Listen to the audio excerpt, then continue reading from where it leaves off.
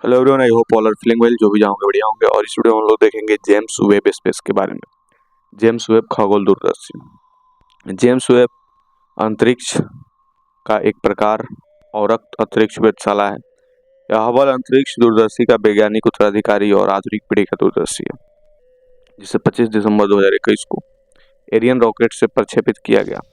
इसका मुख्य कार्य ब्रह्मांड के उन सुदूर निकायों का अवलोकन करना है जो पृथ्वी पर स्थित वेधशालाओं और हबल दूरदर्शी के पहुंच के बाहर है। JWST नासा और यूनाइटेड स्टेट स्पेस एजेंसी की एक परियोजना है, जिसमें European space agency, Canadian space agency और 15 अन्य देशों का अंतर्राष्ट्रीय सहयोग प्राप्त है। संगठन की बात करें तो नासा मुख्य ठेकेदार नॉर्थरोप ग्रुमान। प्रक्षेपण दिनांक 25 दिसंबर 2021। प्रक्षेपण स्थल गुआना स्पेस सेंटर। प्रक्षेपण वाहन एरियन 5। मिशन समयावधि 5 वर्ष। द्रव्यमान 6200 किलोग्राम। परिक्रमण काल 1 वर्ष। स्थापना स्थल पृथ्वी के 15 लाख किलोमीटर दूर। दूरदर्शी प्रकार कोर सच। तरंग दर 0.6। व्यास 6.5 मीटर। संग्रहित क्षेत्र 25 मीटर स्क्वायर। फोकल लंबाई 131.4 metre. NIRCam near IR camera. इसका असली नाम अगली पीढ़ी का अंतरिक्ष दूरदर्शी NGST था। नासा के द्वितीय प्रशासन जेम्स वेडविन वेब के द्वारा नाम पर दोबारा नामकरण किया गया। जेम्स वेडविन वेब ने कैनेडी के लेकर जॉनसन प्रशासन काल तक नासा का नेतृत्व किया। उनकी देखरेख में नासा के कई महत्वपूर्ण प्रक्षेपण किए, जिसमें जेमिनी कार्यक्रम के अंतर्गत बुध के सारे प्रक्षेपण एवं प्रथम मानव युक्त अपोलो उड़ान शामिल है। JWST की कक्षा पृथ्वी से परे 15 लाख किलोमीटर दूर लॉग्रांज बिंदु L2 पर होगी, अर्थात पृथ्वी की स्थिति हमेशा सूर्य और L2 बिंदु के बीच बनी रहेगी। चूंकि L2 बिंदु में स्थित वस्तुएं हमेशा पृथ्वी की आड़ में सूर्य की परिक्रमा करती हैं, इसलिए JWST को केवल एक विकिरण कवच की जरूरत होगी जो दूरदर्शी और पृथ्वी के बीच लगी होगी। यह विकिरण कवच सूर्य से आने वाली गर्मी और प्रकाश से कुछ मात्रा में पृथ्वी से आने वाली औरक विकिरणों से दूरदर्शी की रक्षा करेगी। L2 बिंदु के आसपास स्थित JWST की कक्षा त्रिज्या बहुत अधिक, जिस कारण पृथ्वी के किसी भी हिस्से की छाया इस पर नहीं पड़ेगी। सूर्य की अपेक्षा पृथ्वी से काफी करीब होने के बावजूद JWST पर कोई ग्रहण नहीं लगेगा। JWST प्राथमिक वैज्ञानिक मिशन के मुख्य 4 घटक हैं। पहला, बिग बैंग के पश्चात ब्रह्मांड में बनी सबसे पहले आकाशगंगा और सबसे पहले बने तारे की खोज करना।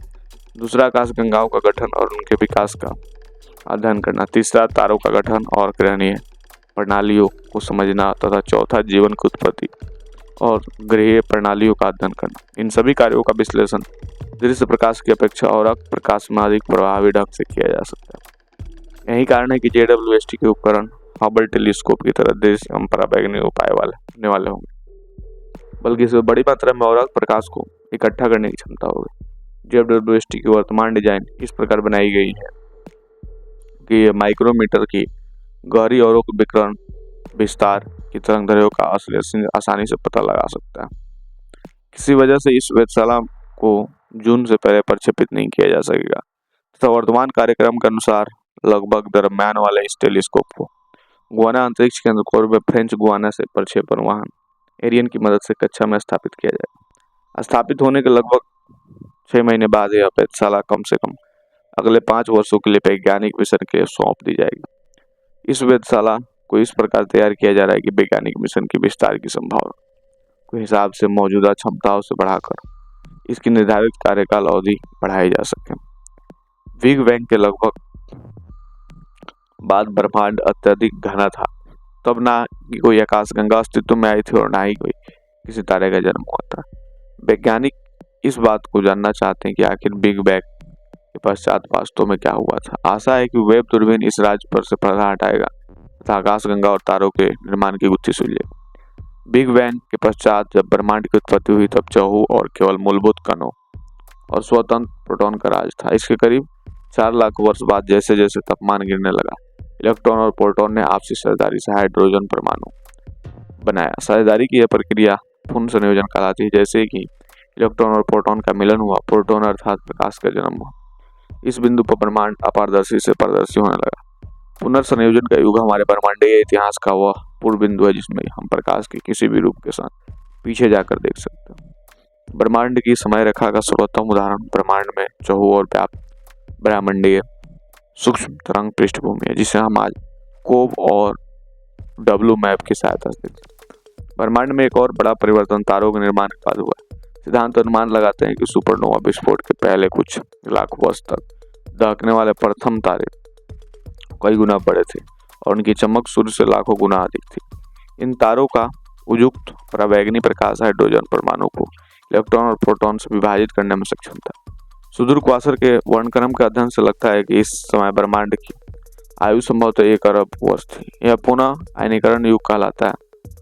वह यह युग था जब अधिक हाइड्रोजन प्रथम तारे की पृथ्वी विकिरण से नष्ट हो गई थी। पुनः आयनीकरण हमारे ब्रह्मांडीय इतिहास की महत्वपूर्ण घटना है। इसका अध्ययन कर हम पूर्व तारों की महत्वपूर्ण जानकारी प्राप्त कर सकते हैं। परंतु वैज्ञानिक यह नहीं जानते कि वास्तव में प्रथम तारे का निर्माण कब हुआ और पुनः आयनीकरण की प्रक्रिया कब हुई। ब्रह्मांडीय इतिहास में प्रथम तारे का उद्भव अंध युग के अंत की एक निशानी है। इस अवधि को प्रकाश के पृथक स्रोत की अनुपस्थिति के रूप में पहचाना जाता है। इन पहले के सूत्रों को समझना आवश्यक है क्योंकि इसके बनने में पाद वाले आकाशगंगा जैसे विशाल निकायों के गठन को बहुत प्रभावित किया। प्रकाश के प्रथम स्रोत की भूमिका उस बीज के समान है जिसमें प्रथम विशाल निकायों का निर्माण किया हो सकता है। प्रथम तारों ने सुपरनोवा जैसे विस्फोट से ध्वस्त होकर ब्लैक होल बनाए और यह ब्लैक होल तारों और गैसों को निगलकर छोटी स्क्वायर बनाई हो जिसमें निरंतर वृद्धि का विशाल ब्लैक होल का निर्माण किया हो।